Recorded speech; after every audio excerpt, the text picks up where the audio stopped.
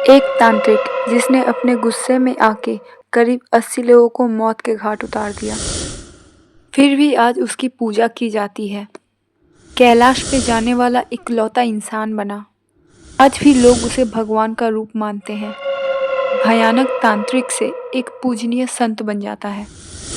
आज की कहानी है कैलाश पर्वत पर चढ़ने वाले एकमात्र इंसान मिलारेपा की।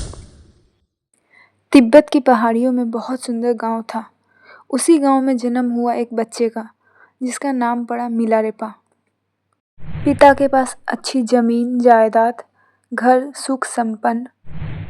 अकेला बेटा बड़े लाड प्यार से पलता हुआ और एक छोटी सी बहन। परंतु नियति को कुछ और ही मंजूर था। अचानक पिता का तबीयत खराब हो गया। मरने से पहले उन्होंने अपनी सारी जमीन जायदाद अपने भाई और उसकी बीवी को दे दिया। साथ में जिम्मेदारी दी अपने बच्चे और अपनी बीवी की। बड़े भाई के देहांत होते ही उसके चाचा और चाची ने उन पर अत्याचार करना शुरू कर दिया। अत्याचार सहते सहते जब उसकी माँ थक गई तो गांव में सबके सामने पंचायत बिठाया गया। उसकी माँ ने सबके सामने अपनी जमीन जायदाद वापस मांगे, परंतु चाचा और चाची ने जमीन जायदाद वापस तो नहीं किए, सबके सामने बहुत अपमान किया। माँ ने अपने बेटे को चेतावनी दी कि अगर वह इस अपमान का बदला नहीं लेता है तो वह आत्महत्या कर लेगी। किसी को नहीं पता था यह बच्चा इतना बड़ा तांत्रिक बनेगा। माँ के अपमान, दुख, कटु वचन, यह सब देखकर मिलारेपा ने क्रोध में आकर निर्णय लिया कि वह तंत्र विद्या सीखेगा।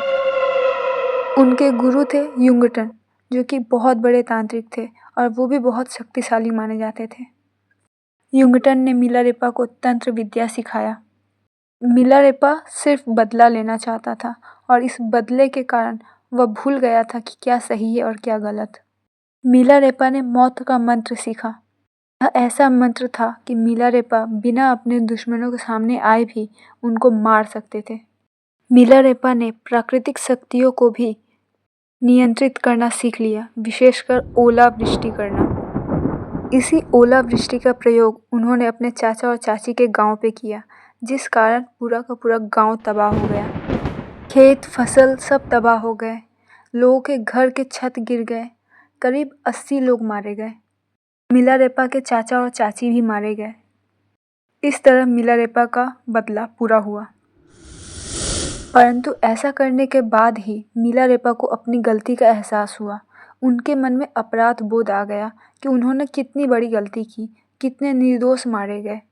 अब मिलारेपा के मन में पश्चाताप की भावना जाग उठी थी। उन्हें समझ में आ गया कि काला जादू और तांत्रिक शक्तियों से शांति नहीं मिलती है।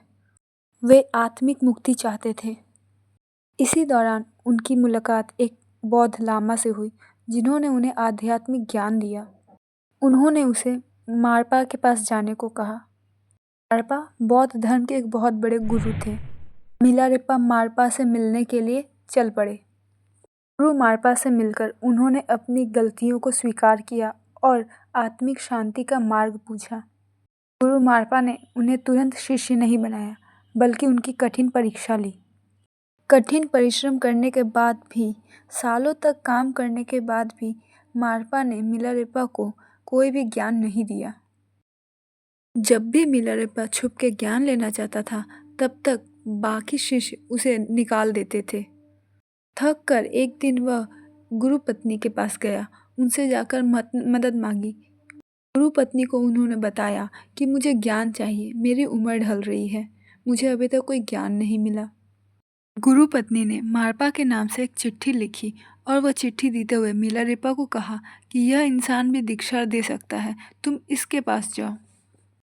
भिक्षुक ने मान लिया कि वह चिट्ठी मारपा ने दिया है और वह मिलारेपा को ज्ञान देने लगा। बरसों तक ज्ञान देने के बाद भी वह ज्ञान उसे प्राप्त नहीं हो रहा था। भिक्षुक को भी समझ में नहीं आ रहा था कि आखिर ये कैसे हुआ। भिक्षुक ने मिलारेपा को बताया कि शायद तुम्हारे साथ कोई समस्या है, वरना ऐसा नहीं होता कि इतना ज्ञान देने के बाद भी ज्ञान का असर न पड़े। तभी वहाँ मारपा पहुँचे और मारपा ने उस भिक्षुक को बहुत फटकारा। जब मारपा के सामने मिलारेपा का झूठ प्रकट हो गया, मिलारेपा बहुत बड़े आत्मग्लानि में चला गया। उसे आत्महत्या का विचार आया और वह जगह छोड़ के चला गया। अब मारपा ने बताया कि उसके मन में अहंकार था, उस अहंकार के कारण उसे ज्ञान नहीं दिया जा रहा था। आज उसका हृदय पवित्र हो गया है और आज मैं उसे जरूर ज्ञान दूंगा।